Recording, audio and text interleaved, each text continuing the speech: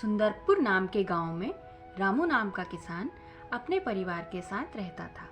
वह एक बहुत ही मेहनती और ईमानदार किसान था। वह दिन भर खेतों में काम करता, रात का समय वह अपने परिवार के साथ बिताता था। वह एक बहुत ही मेहनती और ईमानदार किस्म का किसान था। दिन भर वह खेतों में काम करता और रात का समय वह अपने परिवार के साथ बिताता था। यही उसकी दिनचर्या थी।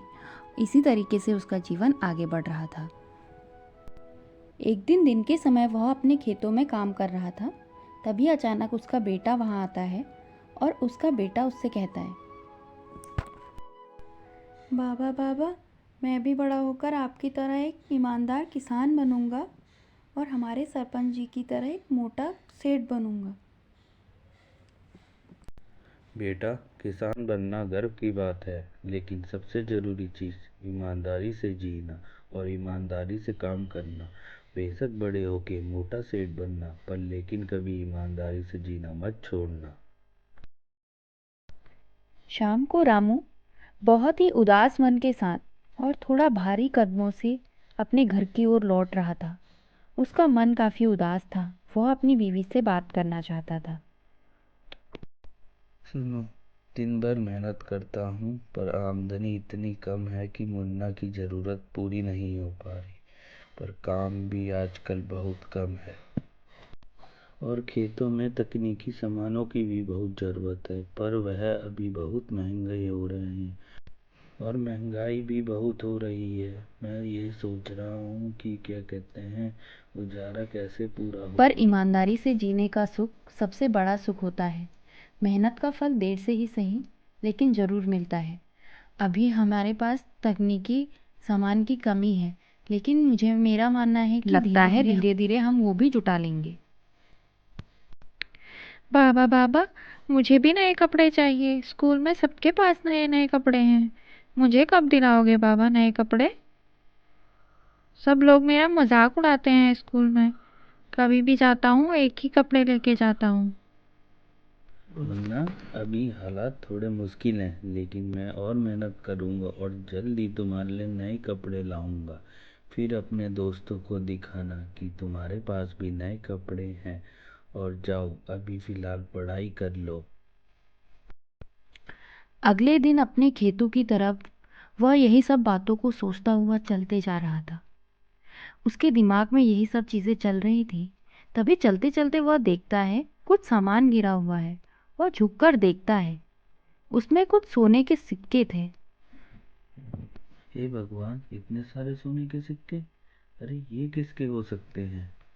अगर मैं चाहूँ तो अपनी गरीबी इन पैसों से मिटा सकता हूँ, पर यह मेरे नहीं हैं। शायद यह पैसे किसी के गिर गए हैं। शायद ये मुझे बात अपने दोस्त को बतानी पड़ेगी। यही सब बातों को बड़बड़ाता हुआ वह अपने दोस्त गणेश को मिलने चल देता है। अरे गणेश, अभी मैं रास्ते में अपने खेतों पे जा रहा था तो मुझे एक सिक्कों से भरा सोने का थैला दिखा।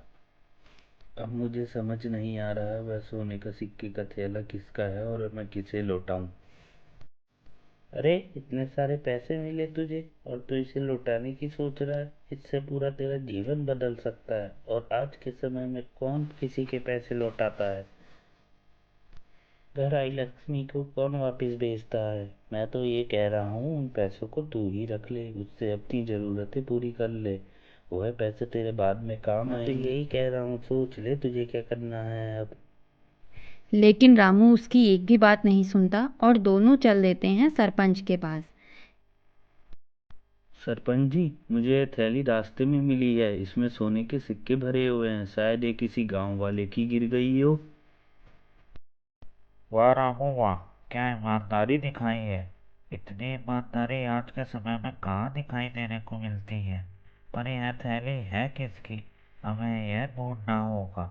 हमें गांव वालों से पूछना होगा यह थैली है किसकी।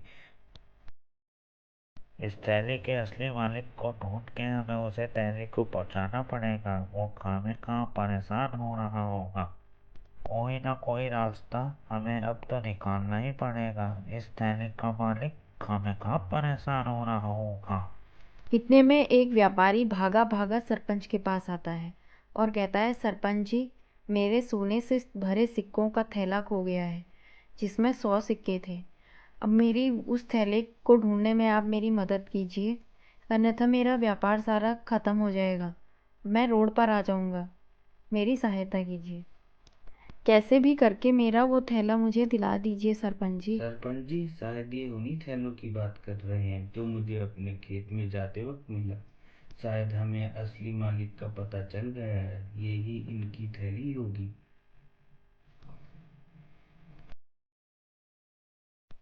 वह व्यापारी उस थैली की ओर देखता है और रामू को धन्यवाद करता है और कहता है, धन्यवाद भाई साहब, आज आपने मेरी बिजनेस को डूबने से बचा दिया।